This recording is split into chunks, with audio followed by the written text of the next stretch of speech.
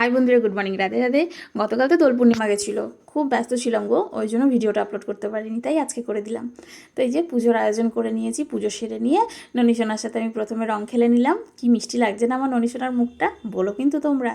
তারপরে সোনাই রেডি হয়ে চলে এসেছিলো, সোনাইও খেলে নিল প্রথমে ওর ভাইয়ের সাথে রং। সোনাই প্রথমেই বলেছে আগে ভাইয়ের সাথে রং খেলবো, তারপর সবার সাথে খেলবো। তো সোনাই ভাইকে রং দিল। তারপরে আরও যত ঠাকুর ছিল সব ঠাকুরের পায়ে রং দিয়ে সোজা চলে গেল ওর বাবার কাছে, ওর বাবার পায়ে রং দিল, ওর বাবা একটু আদরও করে নিল। তারপর বাবার সাথে রং খেলে নিয়ে আমি একটু রং মাখালাম। এই বছর যেহেতু এই পাড়াতে আমরা নতুন, তো সেই কারণে সোনার খুব একটা বন্ধু হয়নি, তবে দু একটা যা হয়েছে তাদের সাথেই খেলেছে রং। আর বাড়িতে তোর একটা দাদাভাই ছিল, তার সাথেও খেলেছে। আর ভালোই বেশ রং খেলা হয়েছে। রাস্তায় যত পাড়ার ওর মামারা ছিল, তাদের সাথে রং খেলেছে, তারা ওকে আবার একটা মাজা গিফট করেছে।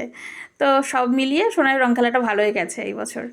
চলো লাঞ্চে কী আছে দেখিয়ে দিই। ভাত ছিল শুক্তো, আর এখানে মোচার তরকারি, লোটে মাছের ঝুড়ো, মুগ ডাল মুসুরি ডাল একসাথে করে রান্না করেছিলাম, আর আলুর চিপস। একদম হালকা ফুলকা লাঞ্চ করেছি, যেহেতু সন্ধ্যাবেলায় মামা নতুন ফ্ল্যাট নিয়েছে, সেই গৃহপ্রবেশে আমাদের আর কি যেতে হবে, নেমন্তন্ন আছে। তো মামা বলতে আমার যে কাকিমা আসে, সেই কাকিমার ভাই নতুন ফ্ল্যাট নিয়েছে। আর যেতে যেতে দেখো ওই দেখো একটা রাধা মাধবের মন্দির পড়েছে, দেখলাম কি সুন্দর লাগছিল জানো না। আর ওই যে আমার কাকা নিতে চলে এসেছে, যেহেতু আমরা চিনি না তাই একটু রাস্তায় এগিয়ে এসেছিলো। চলে এসেছি মামার ফ্ল্যাটে। আর ঢুকেই আমার একটা জিনিস সব থেকে আগে মন কেড়ে নিয়েছে, সেটা হলো এই বুদ্ধ মূর্তির যে ফটোটা, দেওয়ালে যে পিকচারটা আঁকা ছিল সেইটা। এসেই দেখছি কাকিমার কাজ করছে, আর মামি হাই বলে দিল।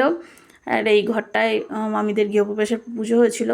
আসার সাথে সাথে মামি দেখো হাতে কোল্ড ড্রিঙ্কস ধরিয়ে দিচ্ছে, আর সোনার কাজে লেগে পড়েছে, ওর মিমিকে পেয়ে গেছে, খেলা করছে।